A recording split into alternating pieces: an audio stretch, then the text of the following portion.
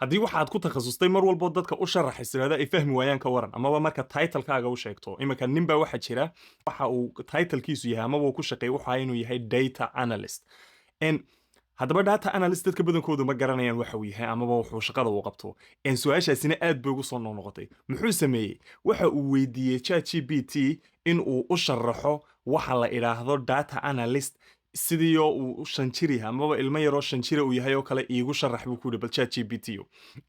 kadibna ChatGPT baa wuxuu ugu sharaxay data analyst inuu yahay wuxuu yidhi tusaaluu siiyey wuxuu yidhi data analystku waa wax loogu talagalay dadka lacagta haysta amaba mashquulka ah ee aan haleelaynin inay tirsadaan waxooda amaba hantidooda ama umuurahooda iyo waxyaabaha la xidhiidha ganacsigooda aan awood amaba waqti u haynin inay tirsadaan qofka u tiriya ee u kala calaamadiya ayaa la yidhahdaa data analyst tusaale yar buu dabadeedna siiyey wuxuu yidhi kaba soo qaaday iminka hooyada adiga ku dhashay buu yidhi haddii marka ay muxuu ahaa alaabaha yare aad ku ciyaaraysa ee adiga qolkaaga yaalla ee adigu iska leedahay carruurta wixii ay ku ciyaarayeen iyo umuurahoodii yaraaye ay ku maararoobayeen haddii halkii ay iyadu ka tarin lahayd buu yidhi ay odhan lahayd intaasoo gaari buu haystaa intaasoo kubadood buu haystaa intaasoo maxay buu haystaa ay ka odhan lahayd haddii ay qof kale intay haayargaraysa buu yidhi ay qof kale lacag siiso kadibna ay ku tidhaahdo ii tiri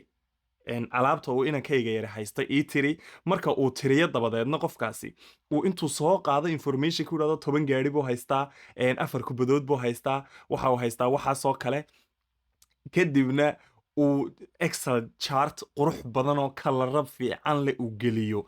ayaa la yidhahdaa buu yidhi data analyst qofkaas weeyaan qofka ku shaqaynaya marka ninkii wuxuu yidhi waxaan u sheegay buu yidhi sheekadii amaba sharaxaadii baan waxaan u sheegay buu yidhi hooyaday marka siga tiri ha marka waxa tahay aduka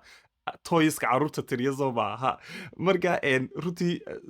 tusaalayaasha maalmihii wiigii lasoo dhaafay waxyaabaa ugu qosolka badan ee haystay social media ayuu ahaa bal marka waa kan postku reddit buu kusoo post gareeyay website kan la yidhaahdo marka qof waloo doonaya inuu akhriyaalkan uu ka akhrin karaya